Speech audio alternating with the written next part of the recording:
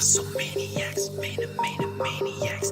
This is the podcast, it's called WrestleManiacs. Adam, Donna, Indian Josh, they're now together forever and son. WrestleManiacs. This is the podcast, it's called WrestleManiacs. WWE, AEW, TNA, JPW. WrestleManiacs. That's right, WrestleManiacs. I am back. Just finished the WWE Raw review from tonight on Memorial Day, and now we're going to talk about AEW Double or Nothing from this past Sunday. Yes, the AEW Double or Nothing pay-per-view from 2024. And I will say on the outset, this pay-per-view was a long pay-per-view. Definitely felt like a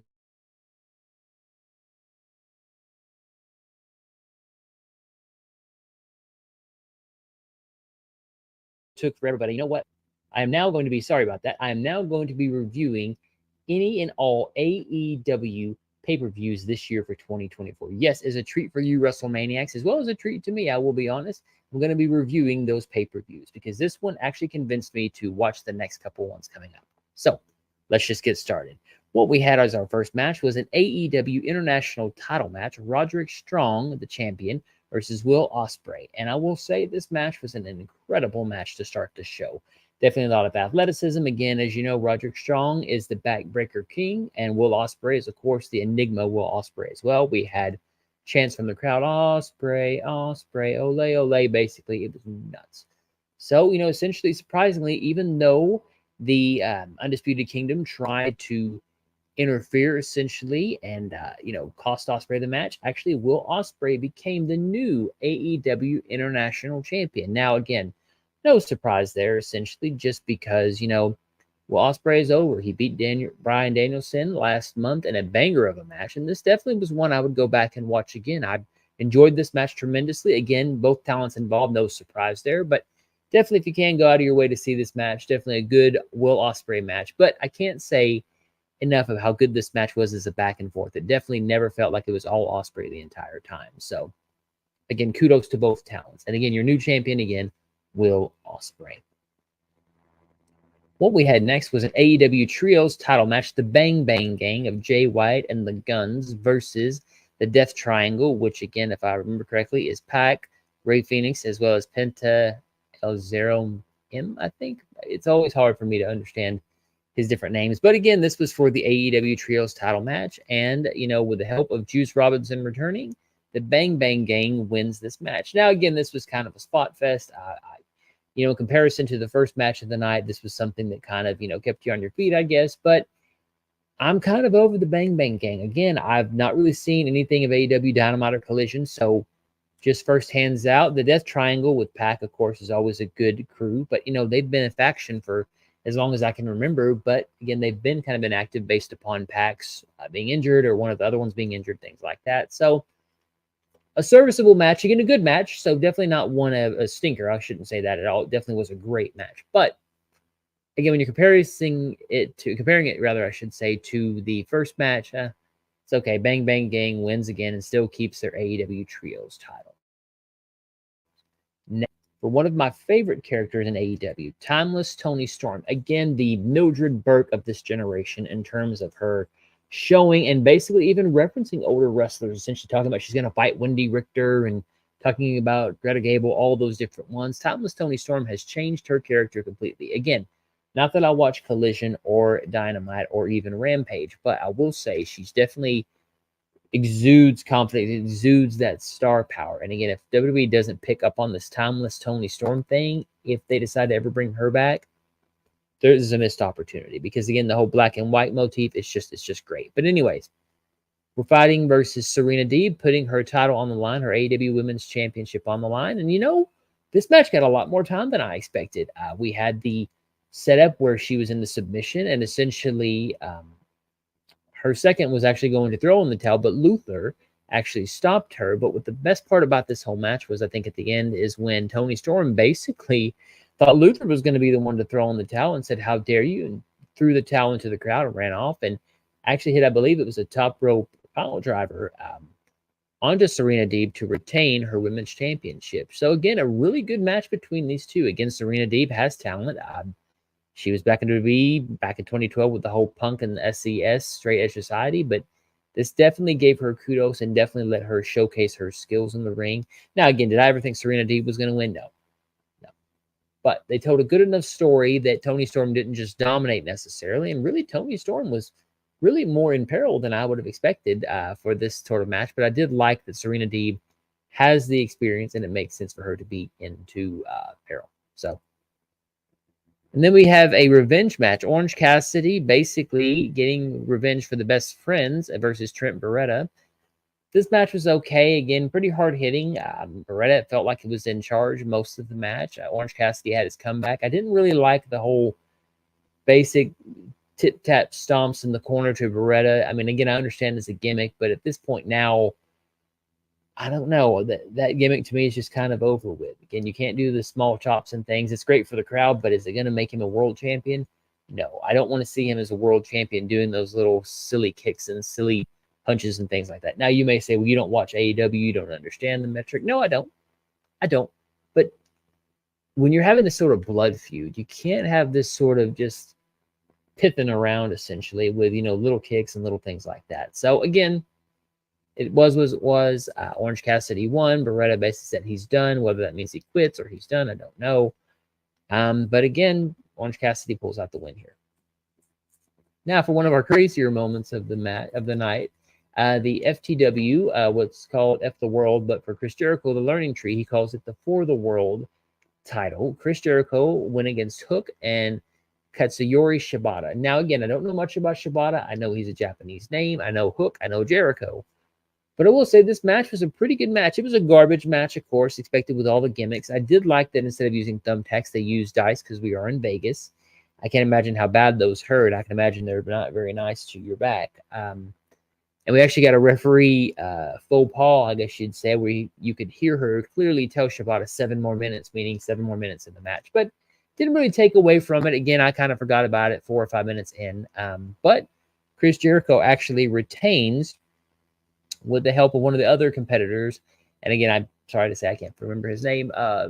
Basically, one of the assassins, essentially, that came in and distracted Hook enough for Jericho to hit the Judas effect. And actually, he pinned Shibata, interestingly enough. It was a weird moment where he knocked out Hook, but decided to pin Shibata instead, who'd been down longer than Hook, and still got the win. But Jericho, of course, retains the match. Again, basic garbage match, fun enough. I dare say it reminded me of the hardcore matches from the early 2000s in WWF. So not a bad thing at all. But again, the Learning Tree still stays his champion and tries to stay relevant.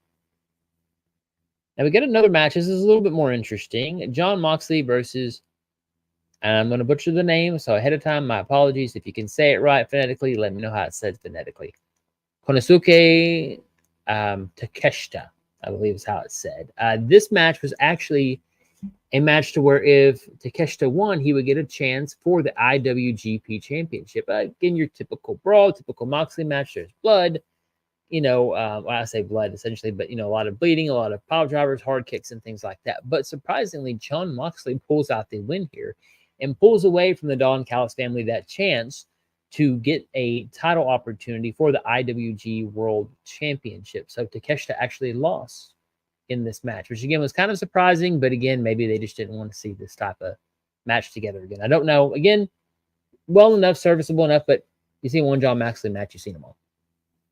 Now, for another crazy match that could follow the FTW title match was a barbed wire cage match for the AEW TNT title and also Adam Copeland's Freedom. What that means is if he had lost this match, he would have to join the House of Black. So this match was a blood fest, of course. Both men bled. Of course, you had it to where he was knocked out of the cage, and you thought for a second that the House of Black was going to turn on Malachi Black. They didn't. Started beating him down. All of a sudden, the red lights started hitting, and instead of getting the bloodbath that we had seen prior on a show for Malachi Black, surprise of surprise, and a surprise that I actually popped huge for because he's one of my favorite characters, and I say characters in the Attitude Era, Gangrel. Actually, a former Brood member with Adam Copeland / Edge showed up and actually helped him win the match. Essentially, Copeland basically, took out Malachi Black and still retained the TNT title. So it was great to see Gangrel, of course, a little fatter, a little older, but hey, you know what? Aren't we all as we get older, right? But definitely still in great shape. Definitely could still hit that Impaler DDT, and just, it was great. Again, I popped so huge to seeing Gangrel again because I haven't seen him in a long time. And again, was one of my favorite cartoon character types in WWF at the time. So I was 12 years old all over again. So great match between the two. I definitely don't know where they're going to go from here, given that there's a barbed wire cage match with weapons and barbed wire and the interference. So maybe blood and guts, but again, who's going to join Gangrel unless by chance Christian decides to drop the patriarchy? Christian Cage, I should say, drop the patriarchy, and we have the House of Black versus the original Brood. But time will tell on that point. Maybe we'll have Matt Hardy, who's to say, or Jeff Hardy. So again, good match between these two. Next, what we got is we actually got the AEW TBS title match. Yes, the debut, in-ring debut, I should say, for Mercedes Moné, formerly Sasha Banks at WWE, versus Willow Nightingale for the AEW TBS title, the women's title. And, you know, this match was pretty good. Moné was taking a lot more down on her back than I expected. She definitely, I want to say, eked out the win, really, with a mission. But, you know, serviceable enough match. Really, the story was really what happened to Willow Nightingale after the match. Essentially, what happens is once Moné wins, she leaves, and Stokely goes in the ring and basically berates Willow Nightingale, her manager, the one that basically supported her, went to Chuck E. Cheese with her when she won the TBS title, everything, and basically just, you know, yells at her. And as Willow leaves and as Chris Statlander leaves, Chris Statlander kind of pushes Stokely on his butt, them two leave together, and as she's going up the ramp, bam, Chris Statlander turns and hits a clothesline on Willow Nightingale, basically turning on her. Stokely laughs, so now we're going to have this sort of connection with Stokely and Chris Statlander. Now, is Mercedes Moné in this? I would have really rather seen Moné buy off Stokely for his services, but I don't want to say Moné was a secondary thought, because they definitely made a point, especially at the press conference scrum after, to make sure that everybody knows that AEW is the place to be and Moné is a star. But good on Moné to share the spotlight, let's just say, with Willow Nightingale and her story, and the new feud we're going to have between her and probably Chris Statlander and Moné. Who's to say who she's going to challenge? But a good match for these two, definitely a lot better than I expected. So hats off to both these ladies for a great match. Now, we have the AEW World title match up next with Swerve Strickland versus Christian Cage. And this match was pretty good. Again, I don't think I ever felt Christian Cage was going to win because, again, it's just Swerve Strickland. He's always going to be over. He's always going to basically do the Swerve Strickland thing. Whose house? Swerve's house. Now, again, I can't tell you that I'm necessarily into his character. Again, it's serviceable enough. Again, nothing wrong with it per se, but I don't understand the gimmick. Again, it's very... I don't even know what the word is necessarily, but I'm glad he retained. Of course, Floyd Mayweather was there, so that shot of him and Floyd Mayweather together was a great visual. Seeing Floyd Mayweather celebrate with him in Vegas. Christian, of course, up to his old tricks. The patriarchy try to interfere. They get kicked out. Nick Wayne, you had a lot of false finishes. I mean, really, at one point, I did think Christian Cage was going to win the title because he's been so good. But Christian Cage, of course, being the veteran, puts over the young champion, Swerve Strickland, and he is still your AEW World Champion. Now, what we had next, and let me get before that, earlier in the show, Adam Cole comes out, and I did forget to mention this earlier, but it is pretty important, though. It should have really been a main event segment.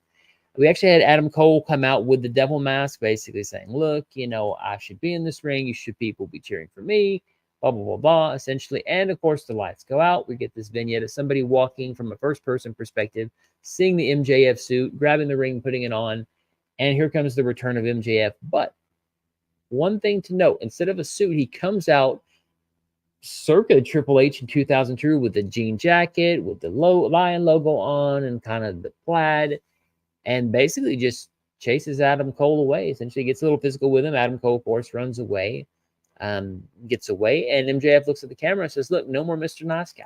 Essentially saying that, you know, forget the whole friends thing, forget the whole, I'm not going to be friendly, I'm going to be back to Maxwell Jacob Freeman, my old character, my old person that I should have been long ago and not trusted people, not trusted friends. And, you know, I like this segment. Again, MJF looked entirely, oh goodness, he looked entirely orange, almost to the point of ridiculousness. But, you know, hey, it is what it is. It is MJF after all, right? And, be curious to see who he's going to go after. He basically tells the crowd that despite what you've heard, I'm staying here in AEW. I'm not going freaking anywhere. He didn't say freaking, but he said the other word.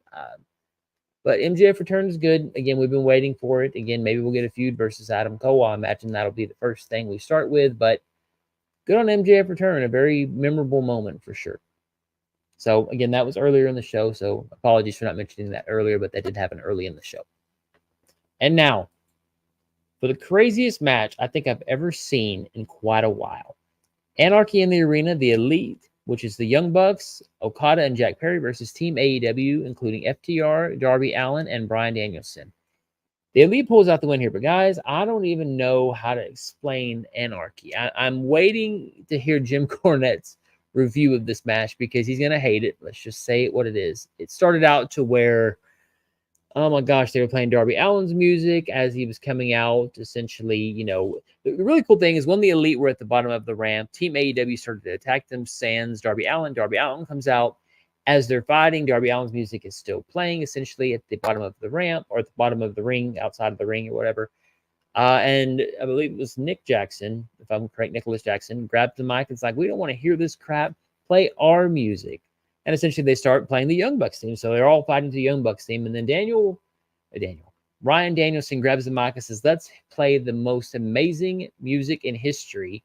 The final countdown. Yes, you heard it right. Da, da, da, da, da, da, da. It's the final countdown. I mean, I won't say the entire, but a good, guys, 10 minutes, 15 minutes was the entire song playing over this match. And essentially the fans are having fun. Every time they do the final countdown, the crowd chants along, sings along. So a great visual again. And, when it got quiet and finally one of the Young Bucks was like, I'm paying $200,000 every time this play, turn this crap off, essentially.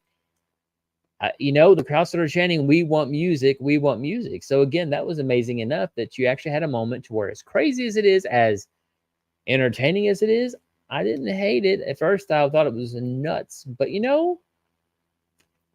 I hate to say it worked, but it worked well enough in this match. Now, again, this match gets super overbooked later on. Later on, the matches, we have it to where Darby Allin goes backstage with Jack Perry. He's presumably in this kind of just stuff of garbage and stuff. And Jack Perry takes a bus and runs into that thing of garbage, basically knocks himself out in a car crash. And we don't know what happened to Darby Allin.